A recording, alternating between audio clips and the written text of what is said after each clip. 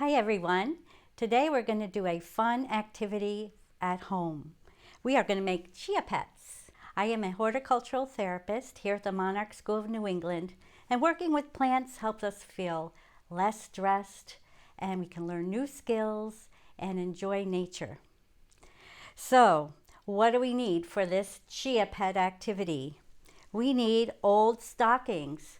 So last century, right? That's what I've been told. But I had these lurking in my drawers. These are even shimmery white. Must be from the 80s. So anyway, find some stockings. Then we're going to find some seeds.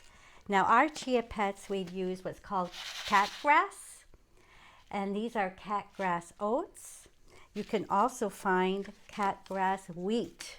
Cats love to chew on it. But if you can't get these or don't have them at home, when you go to the grocery store, you can find wheat berries. That's actually what is the cat grass.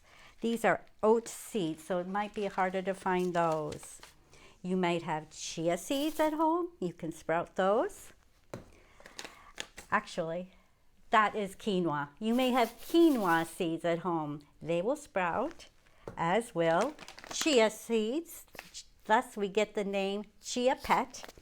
And we should all most likely have popcorn in our cupboard. So popcorn will sprout too. Who knew? You need some sort of cup or an old pot, something to hold the stocking. Some potting soil. And if you don't have potting soil, they would have it at the grocery store, but you might be able to use some old cotton, something like that. Scissors, and then a water bottle or something to stabilize your chia pet. And then something to make the face, so maybe pom-poms for the nose, googly eyes, but you can also use other found objects like buttons, maybe water bottle caps. So use your imagination. That's part of the fun. And finally, some glue. With my students, I use school glue, but hot glue gun would work better, probably, if you have that. So let's begin. First, you're going to take your stocking, and you're going to cut about, 6 inches. 6 inches, all right? And if you have the foot, you can just leave it like that or tie a knot in the base. So you take your stocking and you're going to stretch it over a cup or a pot, whatever you have, to stabilize it. Next, we're going to take some regular potting soil. This doesn't have any fertilizer or anything like that. And if you don't have potting soil at home, you could go outside and dig a little soil as long as you know it's clean and free of chemicals. It's fun to use a spray bottle, or again, you can use like a water bottle with a hole punched in the top and squeeze. Different ways of wetting the soil. And you can use a trowel, but a lot of kids and people like to really get their hands in. So we got our soil wet. We're going to fill our stocking a little bit. Just a little bit like that. Okay, again, you could use hands. Now, depending on your seeds, and the students this month have been learning about light energy and how it interacts with matter. So we've been studying which seeds germinate in the dark and which seeds germinate in the light. So read your packet or Google if you found popcorn or something in your cupboard. For example, this seed needs to be a 1/2 inch deep, so it likes to germinate in the dark. So we've put about a 1/2 inch of soil in, and then we're going to put our seed, and then depending on your student or your child, you might want to use a shiny container so they can also hear the seed, watch the seed move.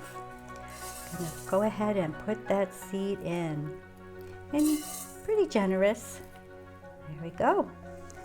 All right, and then you go ahead and fill it up with soil. And again, you want to try cotton balls. Give it a whirl. Cotton is another natural fiber.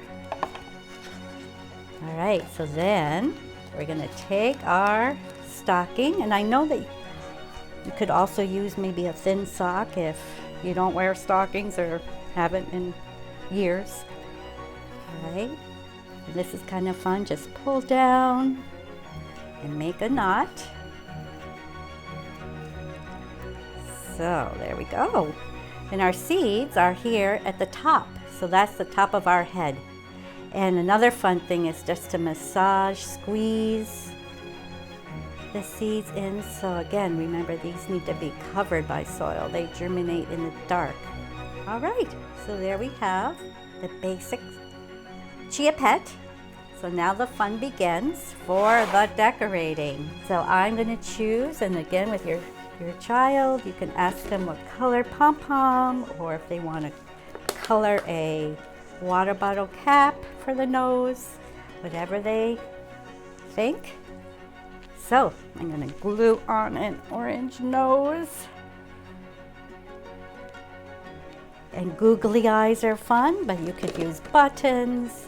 You could draw on eyes if you have a permanent marker.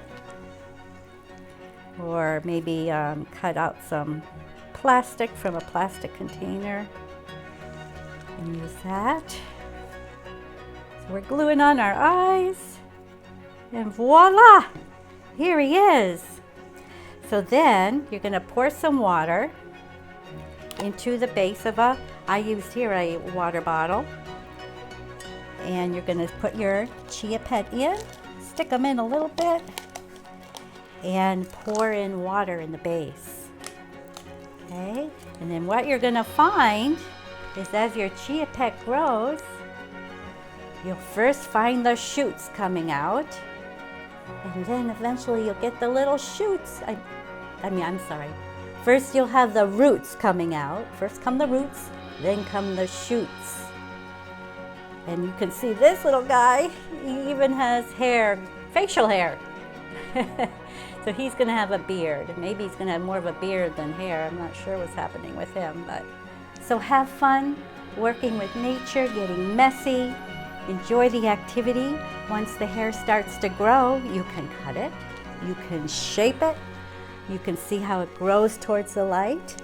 So many ways to just keep on going with this project. I've even seen where you create little bow ties or some sort of little outfit for your creature. So have a good time and stay healthy.